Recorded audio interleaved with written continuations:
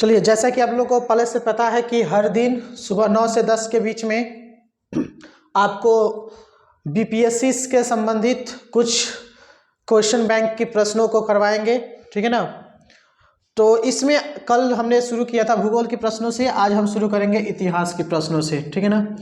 और हम आपको ये भी बता दे रहे हैं कि ये किस चैप्टर से संबंधित है। तो ये जो आज की जो चैप्टर है वह है पुरातात्विक स्रोतों के बारे में, ठीक है ना। या बोल सकते हैं इतिहास की जो भी प्रामाणिक स्रोत हैं, ठीक है ना, इतिहास जानकारी के लिए जो भी प्रामाणिक स्रोत है उनसे संबंधित प्रश्न है, ठीक है ना, इतिहास के स्रोतों से संबंधित है। तो चलिए हम शुरू करते हैं इसको। पहला प्रश्न है, सुंगयून ने भारत की यात्रा किस सन को की थी। ये बीपीएससी 60-62 में पूछा गया था। तो आप याद रखेंगे 1515 से लेके 1520 के बीच में सुंगयून ने भारत की यात्रा की थी। उसके बाद से दूसरा प्रश्न है, इंडिका के लेखक कौन है। आप लोग सभी जानते होंगे, ये 56 से 59 में पूछा गया था। इंडिका के लेखक जो है मेगास्थनीज है, ठीक है ना, मेगास्थनीज, जो चंद्रगुप्त मौर्य के शासनकाल में था, ठीक है ना। कल्हड़ की पुस्तक कौन सी है। कल्हड़ की पुस्तक कौन सी है, तो कल्हड़ की पुस्तक जो है ये 53-55 में पूछा गया था। आप लोग को याद होगा कि राजतरंगिणी, ठीक है ना, राजतरंगिणी एक पुस्तक है जो कि कल्हड़ द्वारा लिखी गई थी। राजतरंगिणी जो है यह मुख्य रूप से इतिहास जो है वह कश्मीर के इतिहास से संबंधित है। कश्मीर के इतिहास के बारे में मिलता है कल्हड़ की लिखी गई राजतरंगिणी से। कौटिल्य के अर्थशास्त्र, ठीक है ना, आपको पता होगा कि अर्थशास्त्र किसने लिखा था, कौटिल्य ने, विष्णुगुप्त ने, ठीक है ना।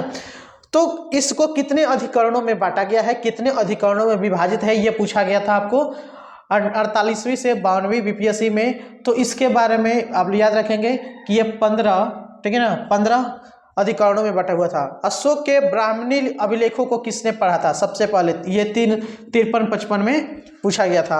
अशोक के जो ब्राह्मणी जो अभिलेख हैं जितने भी, उसको सबसे पहले किसने पढ़ा था, तो याद रखेंगे जेम्स प्रिंसेप, ठीक है ना।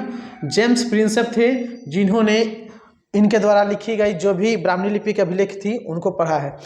हर्षचरितम किसने लिखा था, ठीक है ना। आपको पता होगा कि हर्षचरितम में, ठीक है ना, हर्ष के बारे में लिखा गया था।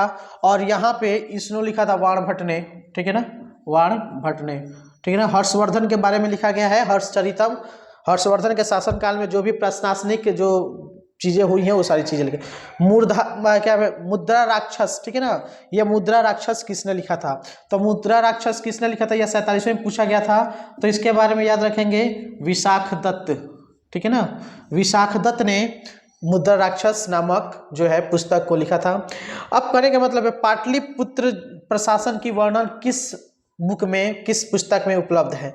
जो पाटलिपुत्र नगर का प्रशासन था वह किस में था, तो आपको याद रहा होगा कि इंडिका में, ठीक है ना, आपको याद रखना होगा इंडिका, जो कि मेगास्थनीज ने लिखा था। अशोक के अभिलेखों में प्रयुक्त भाषा क्या है, ठीक है ना। अशोक के अभिलेखों में प्रयुक्त भाषा क्या है, यह 46वीं पूछा था। तो याद रखेंगे प्राकृत भाषा। देखिए, भाषा पूछेगा तो प्राकृत, और लिपि पूछेगा तो ब्राह्मणी लिपि में था, ये याद रखेंगे। अर्थशास्त्र में सीता भूमि का अर्थ क्या है, मतलब कौटिल्य द्वारा लिखा गया अर्थशास्त्र था। तो सीता भूमि क्या है, ठीक है ना।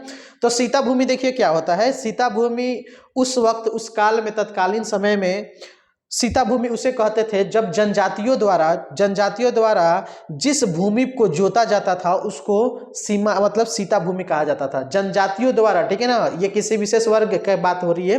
तो जनजातियों द्वारा जिस भूमि को जोता जाता था उसको सीता भूमि कहा जाता था, ठीक है ना।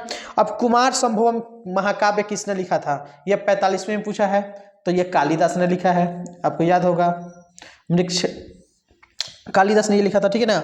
और ये है स्वप्न वासवदत्ता के लेखक कौन है। स्वप्न वासवदत्ता के लेखक कौन है, ये 43वीं में पूछा था। तो आप याद रखेंगे कि कवि भास द्वारा स्वप्न वासवदत्ता को लिखा गया था, ठीक है ना।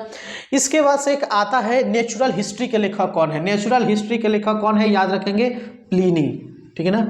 प्लिनी ने नेचुरल हिस्ट्री को लिखा है। दूसरा चीज है सर्वप्रथम भारतवर्ष का उल्लेख, ठीक है ना, किस अभिलेख में मिलता है, ठीक है ना। सर्वप्रथम भारतवर्ष जो शब्द है इसका उल्लेख किस अभिलेख में मिलता है, तो आप याद रखेंगे हाथी गुम्फा, ठीक है ना, हाथी गुम्फा अभिलेख में सबसे पहले भारतवर्ष का अभिलेख, जो भारतवर्ष शब्द का उल्लेख मिलता है। राज तरंगिणी क्या है? तो मैंने अभी बताया कि राज तरंगिणी में जो है कश्मीर के इतिहास से संबंध रखता है, कश्मीर के इतिहास।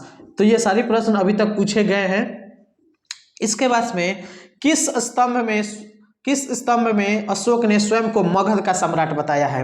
ठीक है ना, यह 39वीं में पूछा गया था कि किस स्तंभ में अशोक ने स्वयं को मगध का सम्राट बताया था। तो याद रखेंगे ये जो है भाब्रू अभिलेख, ठीक है ना, भाब्रू अभिलेख में ये बताया गया था।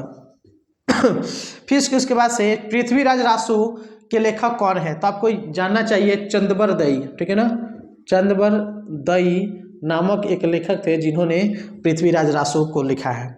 बुद्ध के पूर्व जन्म की कहानी किस में लिखा गया है, किस में वर्णित है? बुद्ध के पूर्व जन्म की कहानी जो है ये जातक कथाओं में लिखा गया है, जातक ग्रंथों में लिखा गया है। ठीक है, अब भारतीय पुरातत्व के जनक कौन है? भारतीय पुरातत्व के जनक कौन है? तो आपको याद होगा कि ना कनिंघम को कहा जाता है, ठीक है ना। इसके बाद से दुर्भिक्ष की जानकारी देने वाला अभिलेख कौन सा है? ठीक है ना, दुर्भिक्ष की जानकारी देने वाला अभिलेख कौन सा है? तो आप याद रखेंगे इसके बारे में सोहगौरा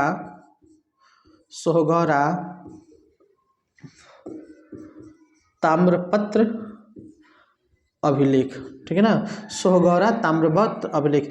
देखिए तो मैंने ये जो है आपको इतिहास के सर्वप्रथम जो चैप्टर आता है, इतिहास के जानकारी के जो स्रोत हैं ये उससे इतनी सारी प्रश्न आई हुई थी, ठीक है ना। इसमें 2-3 प्रश्न जो है जैसे कि दुर्भिक्ष की जानकारी, भारतीय पुरातत्व के जनक, बुद्ध के जन्म की पूर्व जन्म की वर्णित कहानी, चंदबरदई की पृथ्वीराज रासो, ठीक है ना, और सर्वप्रथम भारतवर्ष का उल्लेख, ये सारी चीज़ें नहीं आई हुई है लेकिन इसी चैप्टर से संबंधित है तो मैंने आपको बता दिया। बाकी सारी ये जो है पहले से आए हुए प्रश्न हैं। तो आज के लिए इतना ही, फिर से शुरू करेंगे कल दूसरे पाठ के साथ, ठीक है ना। तो मैंने इतिहास के पहला पाठ जो है उसको बताया, अब दूसरे पाठ की तरफ हम चलेंगे। ठीक, धन्यवाद।